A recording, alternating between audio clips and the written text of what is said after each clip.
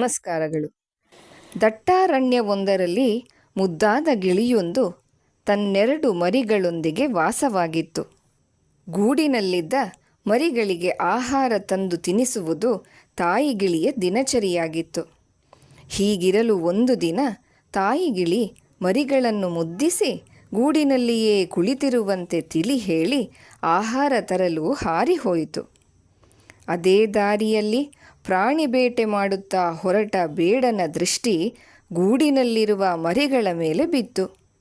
ಹೇಳಿ ಕೇಳಿ ಈತ ಬೇಟೆಗಾರ ಬಿಡ್ತಾನ, ಬಲೆ ಬೀಸಿಯೇ ಬಿಟ್ಟ. ಎರಡೂ ಮರಿಗಿಳಿಗಳನ್ನು ಹಿಡಿದು ತನ್ನ ಗುಡಿಸಲಿಗೆ ನಡೆದೇ ಬಿಟ್ಟ. ಇತ್ತ ಗೂಡಿಗೆ ಮರಳಿದ ತಾಯಿ ಗಿಳಿ ಮರಿಗಳು ಇಲ್ಲದ್ದನ್ನು ನೋಡಿ ಬಹಳ ದುಃಖಿಸಿತು. ಎಲ್ಲ ಕಡೆ ಹುಡುಕಿತು, ಏನೂ ಪ್ರಯೋಜನವಾಗಲಿಲ್ಲ. ಬೇಟೆಗಾರ ಮರಿಗಳನ್ನು ಗುಡಿಸಲಿಗೆ ತಂದು ಪಂಜರದಲ್ಲಿ ಇಟ್ಟು ಹೊರಕ್ಕೆ ನಡೆದ. ಬೇಟೆಗಾರ ಹೊರ ನಡೆಯುವುದನ್ನೇ ಕಾಯುತ್ತಿದ್ದ ಒಂದು ಗಿಳಿಮರಿ ಹೇಗೋ ಮಾಡಿ ಬಂಧನದಿಂದ ತಪ್ಪಿಸಿಕೊಂಡು ದೂರ ಹಾರಿಹೋಯಿತು.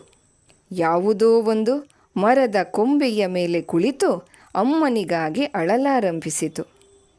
ಅದೇ ದಾರಿಯಲ್ಲಿ ಬರುತ್ತಿದ್ದ ಋಷಿಮುನಿಗಳು ಅಳುತ್ತಿದ್ದ ಗಿಳಿಮರಿಯನ್ನು ಪ್ರೀತಿಯಿಂದ ಹಿಡಿದು ತನ್ನ ಕುಟೀರಕ್ಕೆ ತೆಗೆದುಕೊಂಡು ಹೋದರು.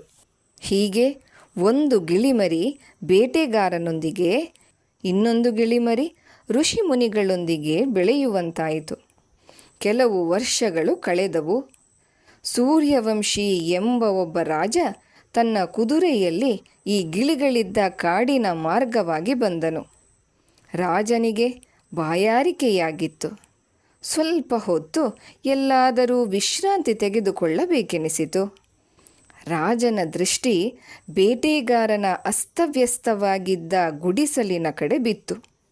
ರಾಜ ಗುಡಿಸಲಿನ ಬಳಿ ಬರಲು ಪಂಜರದಲ್ಲಿದ್ದ ಗಿಳಿ, ಬೇಟೆಗಾರರೇ, ಬೇಟೆಗಾರರೇ, ಬನ್ನಿ ಬನ್ನಿ, ಯಾರೋ ಬಂದಿದ್ದಾರೆ, ಹೊಡೀರಿ ಬಡೀರಿ ಎಂದು ಜೋರಾಗಿ ಕೂಗಲಾರಂಭಿಸಿತು.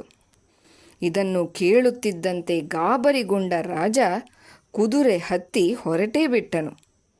ಸ್ವಲ್ಪ ದೂರ ಹೋದ ನಂತರ ರಾಜನಿಗೆ ಋಷಿಗಳ ಬಹಳ ಸುಂದರವಾದ ಸುಸಜ್ಜಿತವಾದ ಕುಟೀರ ಕಣ್ಣಿಗೆ ಬಿತ್ತು. ರಾಜ ಕುದುರೆಯಿಂದ ಇಳಿಯುತ್ತಿದ್ದಂತೆ ಕುಟೀರದ ಹೊರಗಡೆ ಗಿಡದ ಟೊಂಗೆಯ ಮೇಲೆ ಕುಳಿತಿದ್ದ ಗಿಳಿ, ಬನ್ನಿ ಬನ್ನಿ ಮಹಾರಾಜರೇ, ನಿಮಗೆ ಸುಸ್ವಾಗತ, ಕುಳಿತುಕೊಳ್ಳಿ, ನೀರು ಕುಡಿಯುತ್ತೀರೇನು ಎಂದು ಬಹಳ ಪ್ರೀತಿಯಿಂದ ಸ್ವಾಗತಿಸಿತು.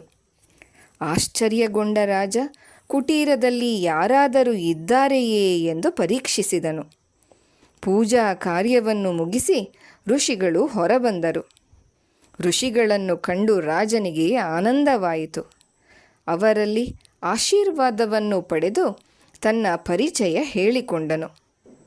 ಅಲ್ಲದೆ ಎರಡು ಗಿಳಿಗಳ ವಿಭಿನ್ನ ವರ್ತನೆಯ ಕಾರಣವನ್ನೂ ಕೇಳಿದನು.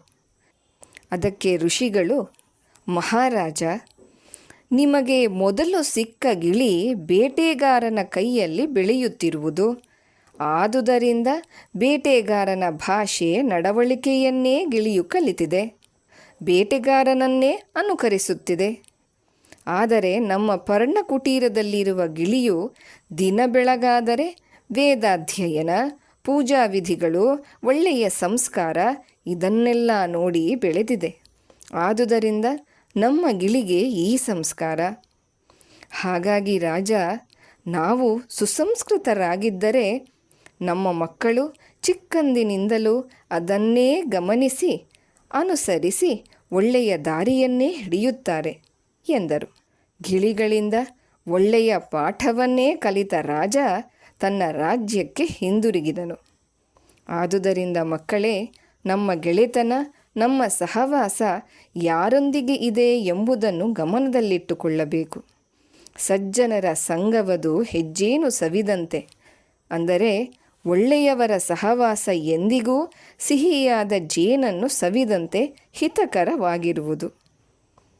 ಇಂತಹ ಇನ್ನೂ 10 ಹಲವು ಕಥೆಗಳೊಂದಿಗೆ ಮುಂದಿನ ಸಂಚಿಕೆಗಳಲ್ಲಿ ಸಿಗೋಣ. ಕಥೆಗಳನ್ನು ಕೇಳಿ ಇನ್ನೂ ಹಲವರಿಗೆ ಕಥಾ ಪ್ರಪಂಚವನ್ನು ಪರಿಚಯಿಸಿ.